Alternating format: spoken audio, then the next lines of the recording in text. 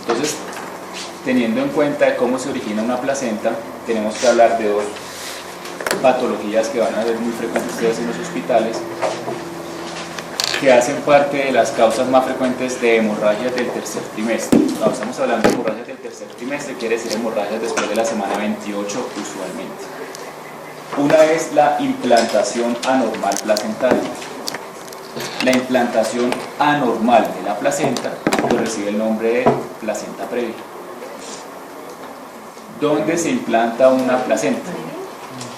¿Quién tiene el marcador con el Entonces, la placenta, el útero tiene un fondo, el útero tiene una cara anterior y posterior, una cara lateral y tiene un vértice. ¿Sí? Un vértice o una parte inferior. La placenta se puede implantar en cualquier parte, menos en el segmento inferior. Lo más usual del útero es que la placenta sea una placenta fúngica, o sea, que se implante en la parte de arriba. Pero podemos tener una implantación al lado, una implantación a este lado, una implantación anterior, una implantación posterior. Todo eso es normal. Lo que es anormal es que la placenta se implante en el segmento inferior. ¿No? Eso es lo anormal y eso es lo que nos llamamos placenta previa. Entonces, por eso definición de placenta previa es implantación anormal de la placenta. ¿Listo? Entonces, es aquella placenta que se inserta en el segmento inferior del útero, y al estar en el segmento inferior del útero, aquí en el tablero pueden ver, obviamente esa placenta puede cubrir de manera total o parcial el orificio cervical interno. Cuando nosotros hablamos del cervix, el cervix es como un cilindro, tiene un orificio cervical externo, que es el que vamos a tocar cuando hacemos el tacto vaginal, y tiene un orificio cervical interno, y tiene un canal endocervical. Entonces, la placenta previa puede cubrir total o parcialmente ese orificio cervical interno. ¿Listo? La placenta previa ocasiona el 20% de las hemorragias del tercer trimestre. La incidencia es del 0.2 al 0.5% en embarazos únicos, es decir, 1 de cada 200 embarazos, y es la segunda causa de histerectomía obstétrica, es decir, que es la segunda causa que tengamos la necesidad de sacar el útero, ¿listo?, en una paciente que está en embarazo.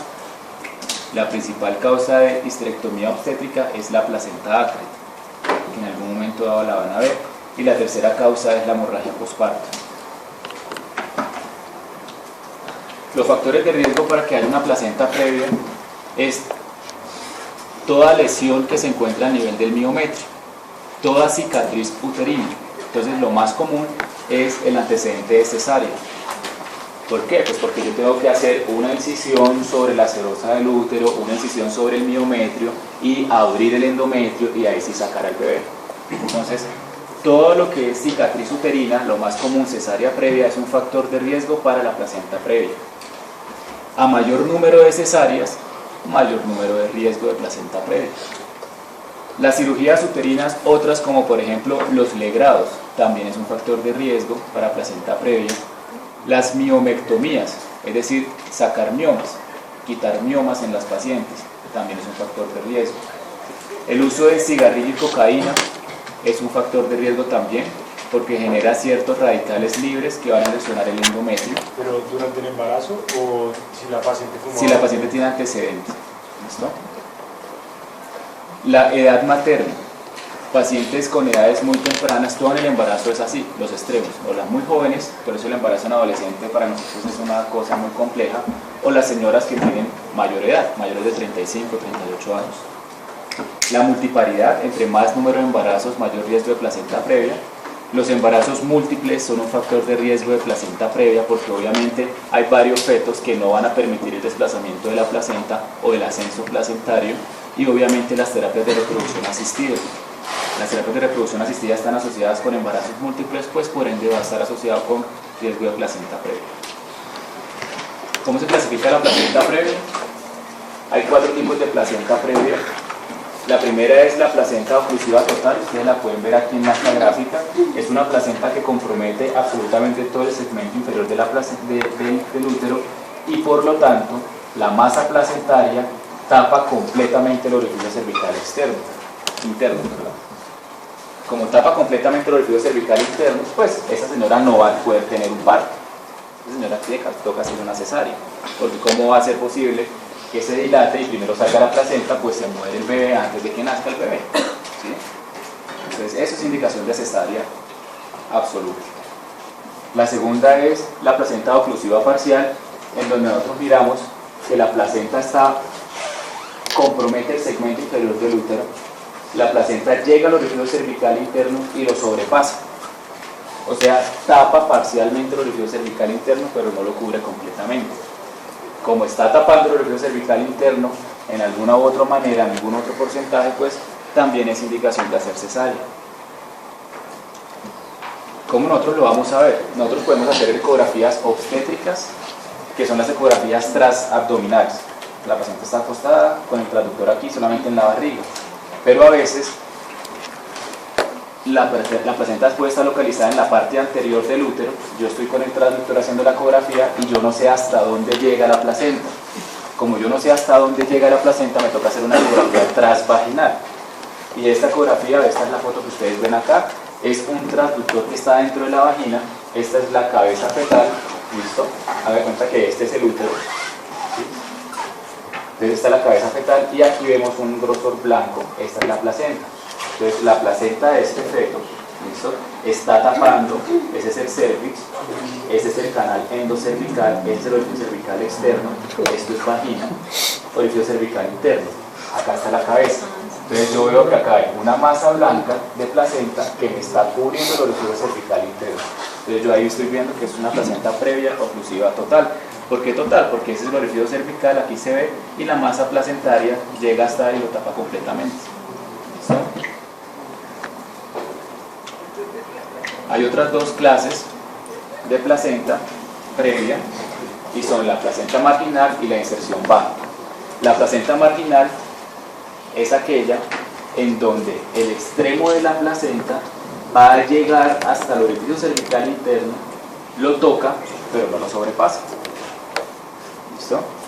Es diferente a la placenta oclusiva parcial, ¿sí o no? Lo toca, pero no lo sobrepasa. Y la placenta de inserción baja es aquella en donde el extremo más distal de la placenta se encuentra localizado a una distancia de menos de 2 centímetros del orificio cervical interno. Menos de 2 centímetros del orificio cervical interno. Hay autores que dicen que estos dos tipos de placenta previa se les puede dar parto vaginal. ¿Listo? ¿Por qué? Porque cuando haya dilatación del cervix, en el momento en que hay dilatación del cervix, va a caer la cabeza fetal va a ser como una compresión en estas esquinas y obviamente el paciente, digamos que el sangrado va a ser controlado directamente por la cabeza fetal o por la presentación. Entonces, estas dos puede dárseles parto vaginal. Obviamente, si uno intenta el parto vaginal de estas pacientes, tiene que tener la posibilidad de que en cualquier momento arranque con un sangrado muy fuerte que no pueda controlar y que me toque hacer una cesárea de urgencia. ¿Listo? Entonces, la que tiene discusión es esta, a la que sí sabemos que efectivamente le podemos dar parto vaginal, es a la inserción baja. ¿Bueno? Entonces, ¿cómo lo vamos a ver en la foto? Aquí, en esta foto, pues yo me alejo. Si puedo apagar acá la luz o... Ya. Entonces, esta ecografía también es una ecografía transvaginal. En este caso, esta es la cabeza fetal. ¿Listo? El útero es una estructura que viene a este lado, ¿sí? Es completamente al revés a la otra. Esto que vemos acá un poco más oscuro es el canal endocervical y por lo tanto este es el orificio cervical interno. ¿Qué están midiendo acá? Acá están midiendo que aquí a este lado se encuentra la placenta, ¿listo? Y van a medir desde el orificio cervical interno hasta donde llega la placenta y en este caso la distancia son de 17 milímetros. Entonces, como es de 17 milímetros, decimos que esta es una placenta previa de inserción baja. ¿Listo? Entonces, cuando la placenta esté más allá de 2 centímetros es lo normal.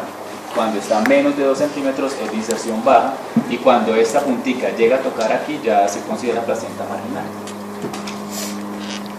¿Cuál es la clínica de estos pacientes? ¿O cómo llegan esos pacientes a urgencia? Obviamente hay pacientes que son asintomáticos pero lo más común es que la paciente llegue con sangrado. Como estamos hablando de que es un sangrado de tercer trimestre, pues es un sangrado de tercer trimestre. La señora que llega sangrando a la semana 12 de embarazo es una amenaza de aborto, o un embarazo ectópico, o una mola. La señora que llega a embarazo a la semana 30 puede ser una placenta previa, una abrupción, una ruptura uterina, etcétera, etcétera. Entonces esa paciente llega con sangrado. La característica de ese sangrado es que es un sangrado rojo brillante asociado a que es de indoloro, o sea, a la paciente no le duele absolutamente nada. Normalmente hay ausencia de contracciones. Ustedes saben que en medicina no todo es como tal, así como tan estricto. La posibilidad de contracciones es aproximadamente del 10%, pero lo que usualmente está descrito es que la paciente llega con sangrado rojo brillante, no le duele nada y no tiene contracciones. El 30% de pacientes que tienen placenta previa tienen sangrados antes de la semana 30 de embarazo. El 30% después tiene sangrados entre la semana 30 y 35. Un 30% hacia la semana 36 y hay un 10% que nunca van a sangrar. El examen físico de estas pacientes, pues lo característico, obviamente tienen sangrado. Ya vimos que el sangrado es un sangrado rojo brillante, porque vamos a tener más adelante en otra patología un sangrado rojo pero oscuro, para que lo logren diferenciar. No tiene contracciones, la paciente no tiene dolor. Obviamente a esas pacientes ustedes no les pueden hacer tacto vaginal, ¿sí? Además de que se pegan una vaciada del ginecólogo. El tacto vaginal está completamente contraindicado, porque si usted va a meter los dedos y lo que usted va a hacer cuando haga un tacto, obviamente va a tocar toda la almohadilla placentaria. Entonces usted toca eso, que es una estructura pues como un caucho blandito, y empieza uno a tocar, no sé qué es lo que estoy tocando, y lo que usted está haciendo con sus dedos es desprendiendo la placenta. Entonces está completamente contraindicado el tacto vaginal en una paciente que llegue con hemorragia del tercer trimestre, hasta que usted no descarte que no sea esto. Si la paciente me llegó sangrando y yo tengo en la ecografía, por ejemplo, que ella tiene una placenta previa, pues obviamente yo sé que no tengo que hacerle tacto. Pero la paciente que llega a la semana 32, llega sangrando y no tiene ecografías, pues yo no sé si es una placenta previa, pero ella puede estar sangrando por otras cosas, ¿sí?